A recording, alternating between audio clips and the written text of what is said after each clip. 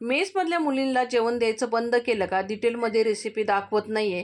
तर मंडळी असं काही नाहीये. मेसमधलं जेवण पण माझं चालू आहे. फक्त शूट करायला टायमिंग भेटत नाहीये.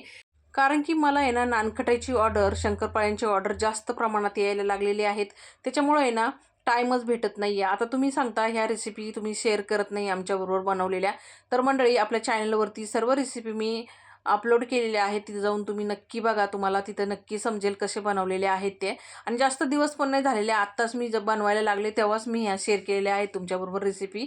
तर आज मस्त असे आपल्या इथं गव्हाच्या पिठापासून नानखटाई बनवली होती मंडळी. एवढी सुंदर झाली होती आणि जास्त प्रमाणात नानखटाईची ऑर्डर आहे मंडळी गव्हाच्या पिठापासून बनवलेल्या. एकदम हेल्दी आणि टेस्टी होती आणि तेवढीच खुसखुशीत ही नानखटाई बनते. तसेच इथं गव्हाच्या पिठाच्या शंकरपाळ्या आणि मैद्याच्या शंकरपाळ्या पण मी बनवते. इथं आपले पार्सल रेडी झालेले आहेत. तुम्हाला पण ऑर्डर करायचे असेल तर स्क्रीनवर नंबर दिलेला आहे. नक्की ऑर्डर करा. धन्यवाद.